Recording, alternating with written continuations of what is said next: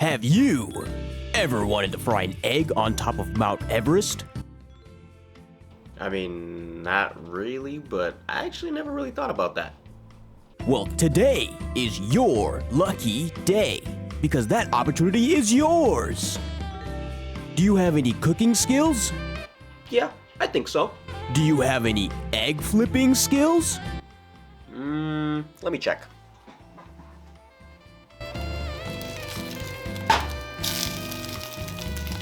Yes. Then you would be the perfect candidate for this job. What if I told you that you had to work for your freedom, and your only option is to be a cook for others? No culinary training or any other work experience. The only catch is that this takes place in a dystopian Antarctica, with chicken eggs being the only source of food. Poultry and other foods have been outlawed by the Saint of Six Stomachs for an unknown reason, and other food options are not available due to extinction of animals and inhabitable plant conditions. The reason why this game interested me so much was because I realized that I played a game almost a year ago released by the same publisher, Mouthwatching. This game was my first introduction to this publisher's games, and it did not disappoint. I'll most likely cover that game one of these days because I still think about that story ever since I played the game. Anyway, that story was so deep and meaningful that it made me want to explore what else there was to be offered. Arctic eggs. I read a short description of this game before purchasing it on sale, and it seemed simple enough. Boy, was I wrong. Honestly, the description didn't really sell me on purchasing the game, but I loved mouth-watching so much that it didn't really matter to me. I was going to play Arctic Eggs regardless.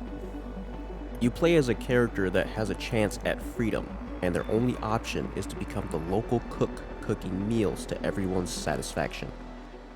You learn that the previous cook didn't last long, and you have no idea where they ended up. I assumed that they were killed due to their lack of cooking skills. The reason why the cook role was the only option was because there were no other roles you could take. Being in the military would have been an option, but there were too many people in the military. The game throws you in this icy environment in the year 2091, where you find people huddled up, even alone, needing to be fed.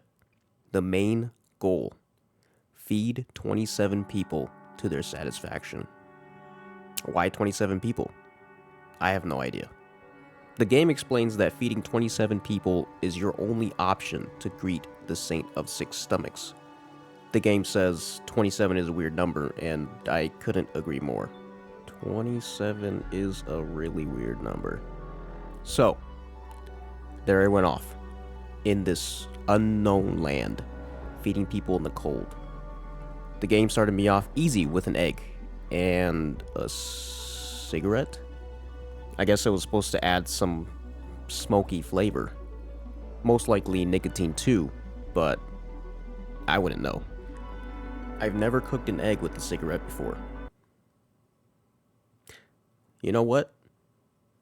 I do not condone smoking or vaping.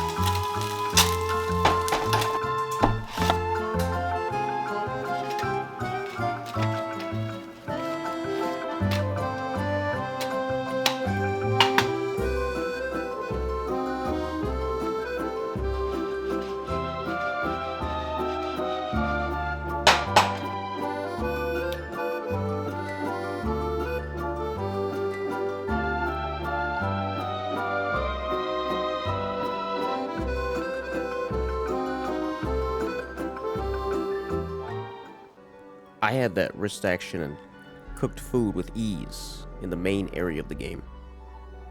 I did figure out that other parts of the game were blocked until I fed a certain amount of people. The challenges started to appear once we entered the jail areas of the map.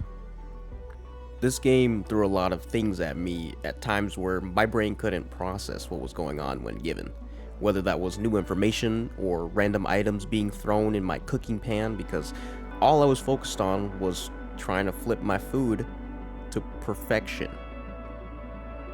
I had cockroaches jumping in and out of my pan, and the next thing I knew, there were live rounds of ammunition exploding along with my eggs. I guess I would find it entertaining too, seeing someone struggle to make a meal for me. As I met every NPC in the game, their stories along with the history of their world started to unfold.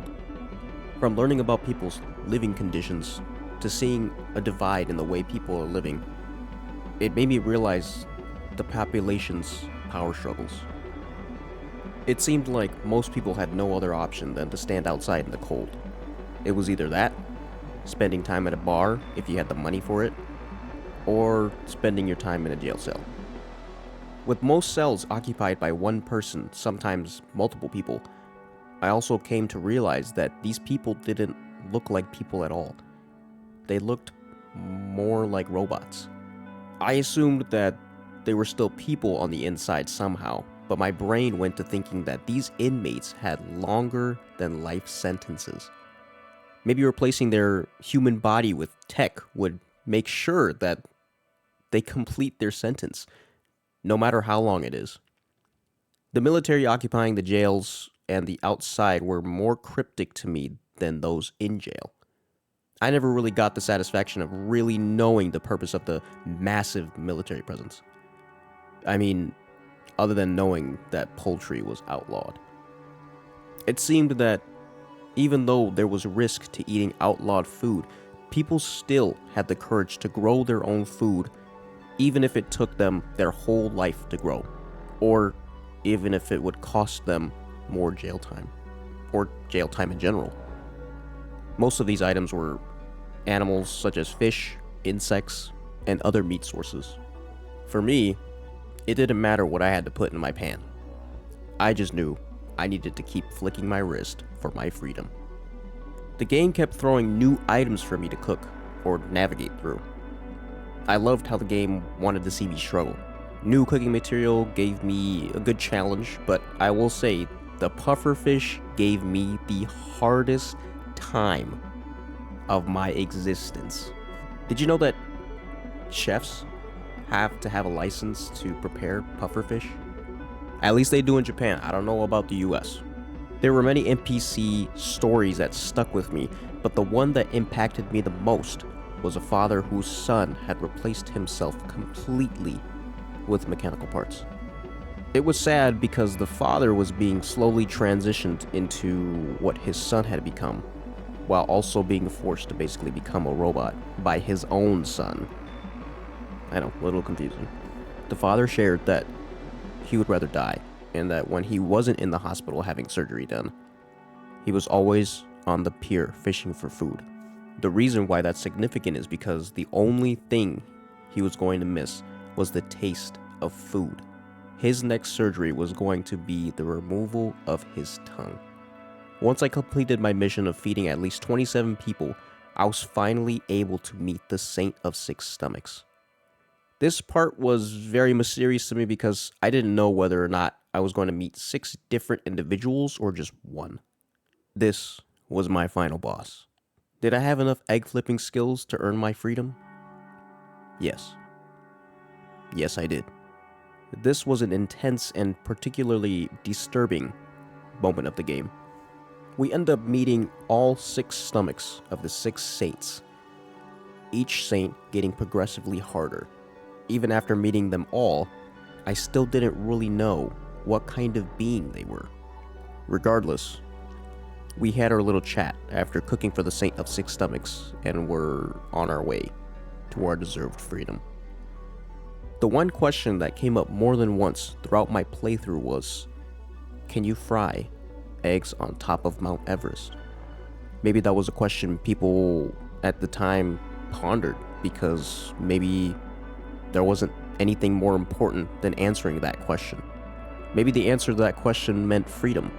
Maybe it was a myth that someone wanted to debunk, or wanted to prove to the world that it was possible to cook an egg on Mount Everest. The game ends with us flying a plane above the dystopian land and eventually landing on top of a mountain. We have landed on Mount Everest, and it was our time to trek the mountain. This was not expected from the game for me. I made my trek up the mountain only to find a chicken waiting for me. As we meet the chicken, we have the opportunity to interact with the chicken by petting it. Then, the screen slowly goes black. I think this is significant because showing all the chickens caged throughout the game shows me as a player that maybe animals weren't that important in this world, or they weren't as important as they used to be, showing us that we didn't care to take care of the world like we should have. Some NPCs tell stories of seeing flamingos or other animals in real life until they went extinct. It seemed that only sea animals and a few land animals were the only current survivors. It seemed that maybe the Saint of Six Stomachs had too much of its fill, that eating different food was more important than taking care of the planet. A new icy world created by war, greed, and gluttony. The way that we treat animals is important, no matter if they're house animals, farm animals, or animals in the wild. Petting the chicken showed that we could break whatever cycle was going on with the Saint of Six Stomachs. An option of choosing to be nice, gentle, and respectful to the things around you. As deep as this game is, if you have a different interpretation of Arctic eggs, please leave it down in the comments. I'd love to read it and reply to your thoughts. Thanks for stopping by. I hope to see you again soon. Get some good sleep and get outside whenever you can. Peace.